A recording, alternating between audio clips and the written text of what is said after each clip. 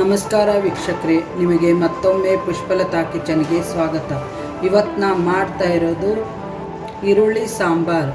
ನನ್ನ ಕಡೆ ಸಾಂಬಾರು ಈರುಳ್ಳಿ ಇಲ್ಲ, ನಾರ್ಮಲ್ ಈರುಳ್ಳಿಲೇ ಮಾಡ್ತಾ ಇರೋದು ಸಾಂಬಾರು. ಇದರಿಂದನೂ ಮಾಡ್ಬೋದು. 2 ಈರುಳ್ಳಿ ಹೆಚ್ಚಿಟ್ಕೊಂಡೀನಿ ಮೀಡಿಯಮ್ ಸೈಜು. ಆಮೇಲೆ 1-2 ಒಣಮೆಣ್ಸಿನ್ಕಾಯಿ. ಅದಕ್ಕೆ ನಾನು ಏನು ಸಾಂಬಾರ್ ಪೌಡ್ರ್ ಮಾಡ್ಕೊಂಡು ಇಟ್ಕೊಂಡಿಲ್ಲ, ಅದು ಸಾಂಬಾರ್ ಪೌಡ್ರು 3 ಸ್ಪೂನು, ಉಪ್ಪು, ಒಗ್ಗರಣೆಗೆ 1-2 ಸ್ಪೂನ್ ಎಣ್ಣೆ ಹಾಕಿದ್ದೀನಿ. 2 ಚಿಕ್ಕ ಲೋಟ ಮೀಡಿಯಮ್ ಸೈಜ್ ಲೋಟದ್ದು ಬೇಳೆ ಹಾಕ್ಕೊಂಡೇನಿ, 5 ಮಂದಿಗೆ ಆಗುವಷ್ಟು.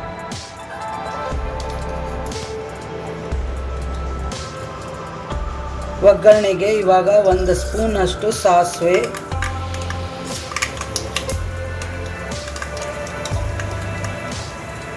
ಮತ್ತು ಜೀರಿಗೆ,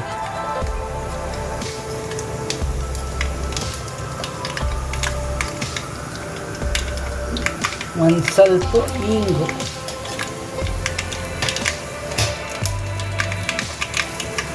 ನೋಡಿ ಸಾಸಿವೆ ಚಟಪಟ ಅಂದಿದೆ. ಇವಾಗ ಕರಿಬೇವು ಹಾಕ್ತಾ ಇದ್ದೀನಿ, ಮತ್ತು ಒಣಮೆಣಸಿನ್ಕಾಯಿ,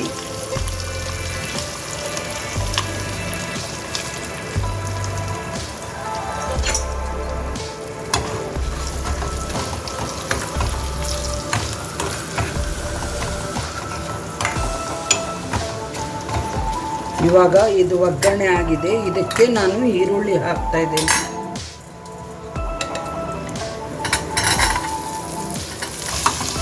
ನೀವು ಸಾಂಬಾರು ಈರುಳ್ಳಿಲೇನು ಮಾಡಿದ್ರು ಅದಂತೂ ತುಂಬ ಸೂಪರ್ ಆಗುತ್ತೆ. ಸಾಂಬಾರು ಈರುಳ್ಳಿ ಇಲ್ಲ ಅಂದರೆ ಈ ನಾರ್ಮಲ್ ಈರುಳ್ಳಿಯಲ್ಲೂ ನೀವು ಮಾಡಿಕೊಂಡು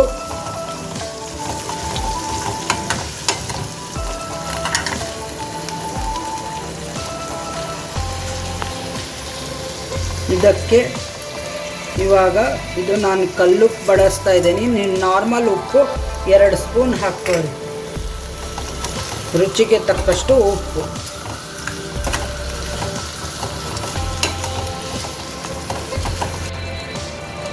ಸಾಂಬಾರ್ ಪೌಡ್ರ್ ಹಾಕ್ತಾ ಇದ್ದೀನಿ.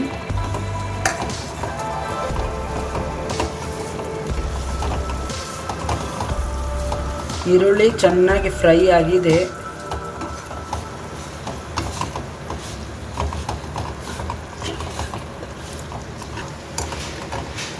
ಈ ಥರ ಫುಲ್ ಹಿಂಗೆ ಮೇಲೆ ಎಣ್ಣೆ ಬರಬೇಕು, ಅಲ್ಲಿವರೆಗೂ ಈ ಸಾಂಬಾರ್ ಪೌಡ್ರನ್ನ ಒಂದು ಸ್ವಲ್ಪ ಫ್ರೈ ಮಾಡ್ದಂಗೆ ಮಾಡಬೇಕು. ಇದಕ್ಕೆ ಇವಾಗ ಇದು ನಾನು ಹುಣಸೆಹಣ್ಣಿನ ರಸ, ಇದು 1 ಚಿಕ್ಕ ನಿಂಬೆಹಣ್ಣಿನ ಗಾತ್ರದಷ್ಟು,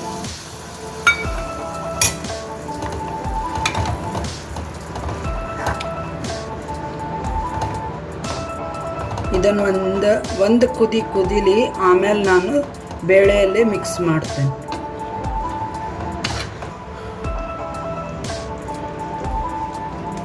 ಬೇಳೆಗೆ ಈ ಥರ 4 ಪೀಸ್ ಬೆಲ್ಲ ಹಾಕ್ತಾ ಇದ್ದೀನಿ.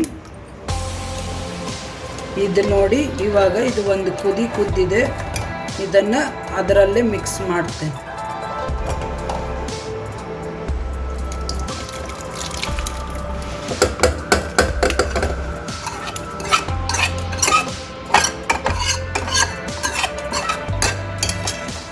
ಕೊತ್ತಂಬರಿ ಸೊಪ್ಪು ಹಾಕ್ತಾ ಇದ್ದೀನಿ.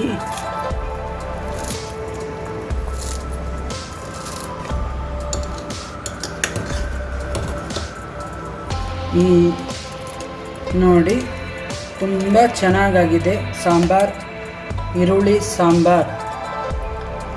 ಈ ಥರ ಮಾಡಿ ನೋಡಿ, ಮನೇಲಿ ಎಲ್ಲರೂ ಇಷ್ಟಪಡ್ತಾರೆ.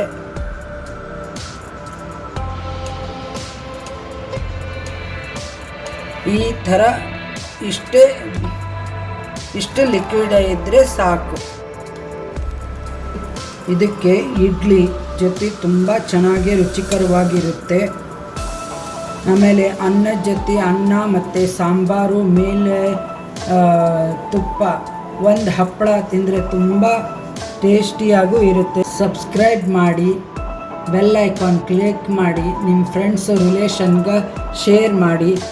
ನಾವು ಮಾಡಿದ್ದ ಪದಾರ್ಥಗಳನ್ನ ಮನೆಯಲ್ಲೇ ಟ್ರೈ ಮಾಡಿ. Thank you.